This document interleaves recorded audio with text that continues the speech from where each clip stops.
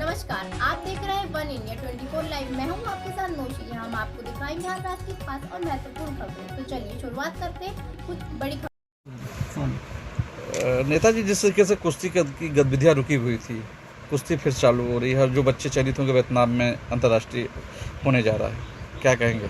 पलवल में कैडेट का एक नेशनल चैंपियनशिप कहते हैं इसको, तो भारतीय कुश्ती संघ के देख रेख में हो रहा है और जिसका एशियन चैंपियनशिप वियतनाम में होना है। जो बच्चे काफ़ी निराश थे, दुखी थे, क्योंकि बहुत दिनों तक कुश्ती प्रभावित रही, आज वो पुनः पटरी पर आ रही है और इसमें पूरा सरकार का समर्थन है, सरकार का साथ है। सरकार और संगठन के बीच में कोई विरोधाभास नहीं है और इसलिए कुश्ती बहुत अच्छे ढंग से चलेगी। जिस तरीके से पहलवान की गतिविधियां रुकी हुई थी, अब कुछ बादल, संकट के बादल हटे हैं। नहीं, संकट के बादल कुछ नहीं हटे, संकट के बादल सब हट गए और सारी नेशनल चैंपियनशिप समय पर हो रही है, बाहर टीम समय पर जा रही है, कैंप शुरू हो गया जो 2 साल बंद था। एक लड़कियों का कैंप दिल्ली में लगा हुआ है, लड़कों का कैंप जो है लखनऊ में लगा हुआ है, जो 2-2.5 साल बंद था।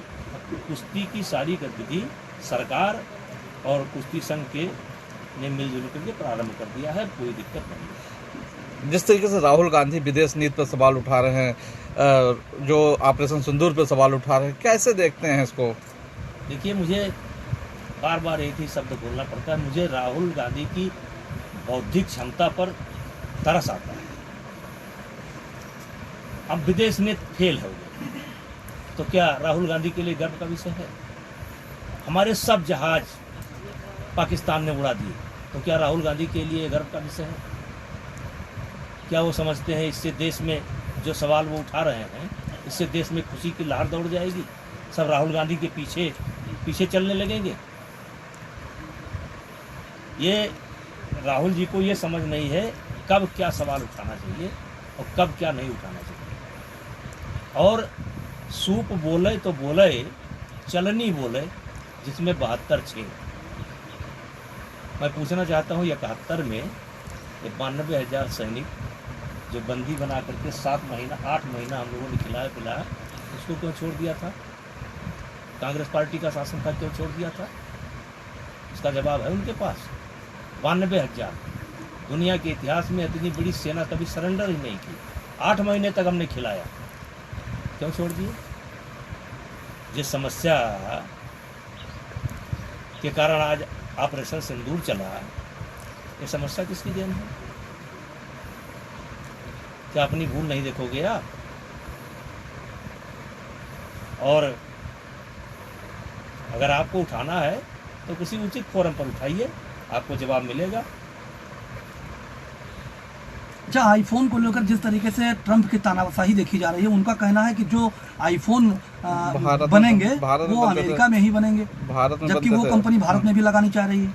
अब भाई, ये ट्रंप पर हम इतनी जानकारी नहीं, लेकिन अगर आईफोन कंपनी अपने यहाँ लगती है तो क्या इसका लाभ? चलिए छोड़िए, इस सवाल को हटाइए। ऑपरेशन सिंदूर को लेकर जिस तरीके से स्वामी प्रसाद मौर्य घूम के कह रहे हैं कि देश के प्रधानमंत्री की हवा निकल गई, क्या जरूरत थी जो 48 घंटे में युद्ध विराम करने की?